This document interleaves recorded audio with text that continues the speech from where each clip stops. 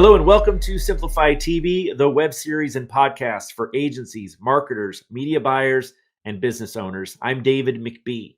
Our guest today is Reed Holmes of House of Holmes.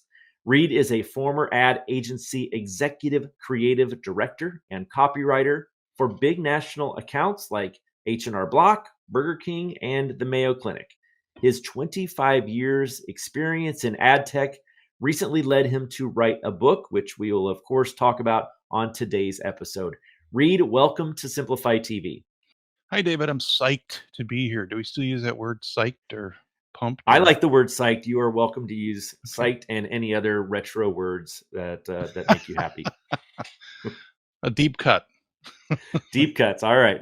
Well, listen, I understand that the impetus of your new book came out. It came after an interesting epiphany that you had. So why don't you just start by telling us about that? Absolutely. Well, they say we borrow this world from our kids, and my kids were graduating from high school. And as you'd mentioned, I spent 25 years as an ad agency copywriter and executive creative director. And I'm hard headed. I don't know, but I finally realized everything I'm making, all this advertising that we get to make, it's just ephemeral. I mean, it's fun to make, and the companies we help make a lot of money, but they get to keep all that, and the work I work on just kind of runs and goes away. And I finally realized that here I'm going into kind of what I would call Act 3 of my life, and I wanted to do something lasting and something that hopefully leaves a bigger legacy and helps other do good in the world too. And so when I finally had the light go off on what that was, I spent a few years studying it and decided to write this book because I realized this might be the fresh take on marketing that our industry needs, on how branding can be a huge driver of sales and make all this performance marketing that is now kind of the norm work even harder and work as hard as it needs to, and make budgets go farther. And everybody wants more money, but there's a finite amount of attention in the world. So you got to find ways to get that attention in a smarter way.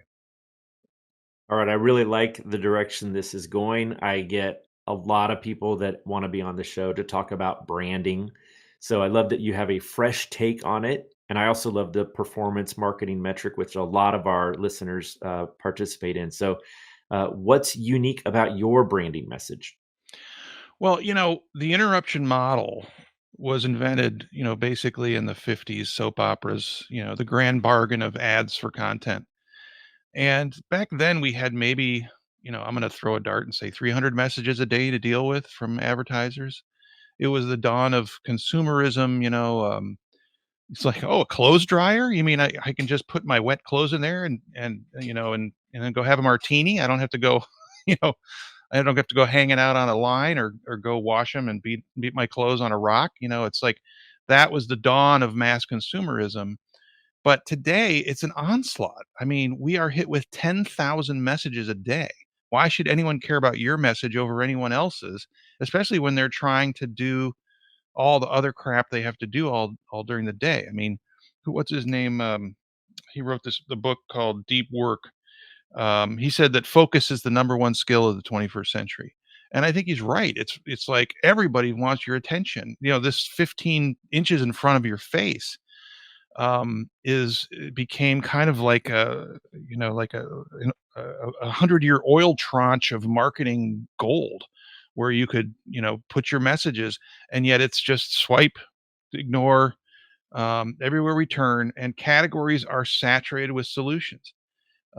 So brands, my point being that brands that don't define themselves with a bigger promise, and with something I call in my book a unique emotional solution, which is kind of a counterpoint to Rosser Reeves' old unique selling proposition. They'll be defined by the marketplace as interrupters and chasers of sales. Kind of like I would call them almost the corner watch salesman. Brands have surrendered their value to this transaction chasing, bottle of the funnel stuff, and it's kind of unsustainable. That's only 10-15% of the addressable market. Like, what are you doing to invite people into your world? Tell me more about that phrase, unique, emotional. What'd you say? Unique emotional solution. Yeah, tell me more about that.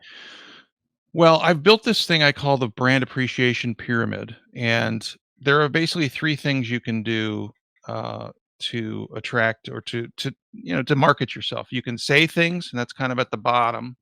You can do things, and that's at the in the middle, and the top is what you solve. And that's kind of a new thing that came out of my research and my thinking through on this book.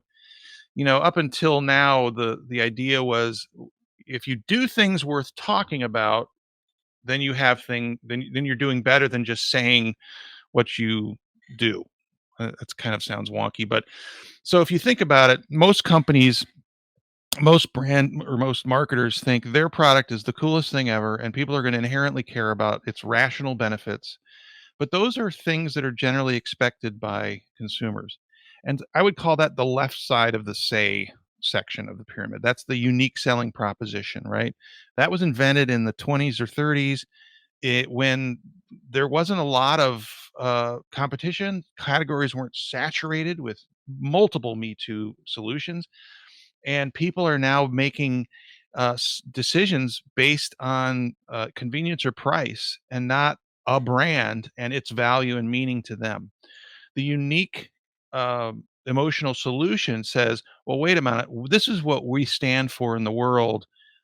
This is how but we all know that most purchases are made based on an emotional decision. So an example might be a guy selling tennis lessons says, I have tennis lessons, I can teach the best tennis, teach you to be a great tennis player. The unique emotional solution says, wait a minute, let me think about this. What if there's a market where kids, parents have kids that are just bouncing off the walls and they need something to do? Well, why don't I market to them and say, I'm a kid tennis player or kid tennis coach, and I will get your kids tired out so that you can have a minute's rest and they can come home and perhaps learn a whole new sport that will last their life. That's the basics of it.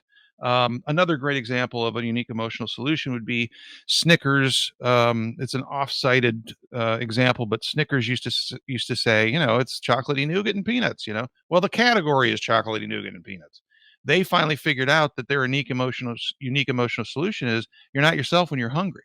Oh wow, you're right. God, I didn't think about it that way.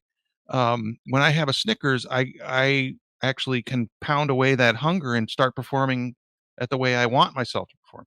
I mean, that's basics of it. I love it. And a lot of this, I assume, comes from your new book. Tell us about what's the title and what else is in there. Well, the book is called Appreciated Branding: How to Transform Your Brand from Ignored to Irreplaceable. And honestly, it was kind of a labor of love. I wrote it because I wanted to see where it took me. Like this idea of, well, what if branding could actually help? And it sounds Pollyannish, but what if branding is the solution to making the world a better place, or making the world in which our customers live a better place?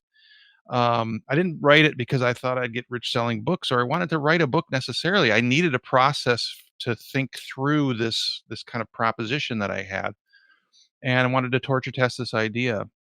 And it basically revolves around the idea that brands can proactively do things in the world as a way to get attention and to get people to care. And in a sense, it's not really getting people to care, it's doing things we know they already care about. So you're not breaking through, you're tuning into an analogy might be you're tuning into a station they're already listening to. You're appealing to them based on their values, not on your product's differentiation or your sale or your whatever.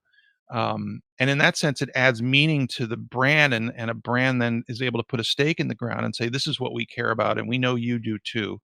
And together, we're on this mission to make this a better thing. I call it kind of now, as I've talked through with people, it's kind of a black hole of opportunity. Very few brands are recognizing that they can do this. They just think, it's the old saying, when all you have is a hammer, every problem looks like a nail. I need more money. I need more money to break through. I need more money. I need more share of voice. Well, you don't. You just need to spend your money smarter and appeal to people in a way that attracts them to the values they already have. It's not necessarily about demographics anymore. Well, I've interviewed quite a few authors, and I got to tell you, I hope everyone listening, all these agencies, media folks, business owners, I hope they pick up your book because it sounds like the kind of book that can make a real difference for them. So, thank you for sharing that. I appreciate being on. It's my honor. Yeah. Now, before you go, I do like to ask all of my guests if they have a favorite podcast or a book that was really instrumental in their success. Do you have one of those?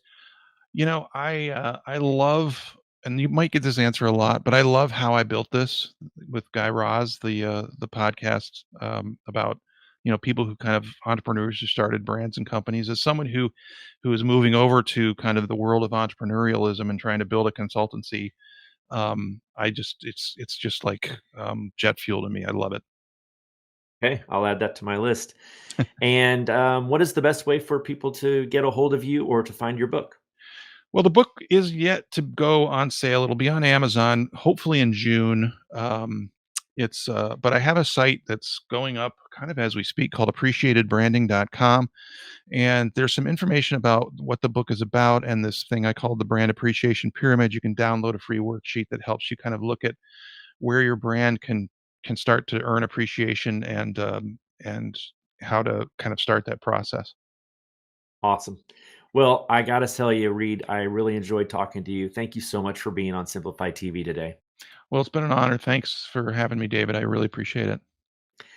And thank you guys for watching. Simplify TV is sponsored by Simplify, helping you to maximize relevance and multiply results with our industry leading media buying and workflow solutions. For more information, visit simply.fi and follow us on LinkedIn to be informed about future episodes. Thanks for joining us today. I'm David McBee. Be awesome, and we'll see you next time.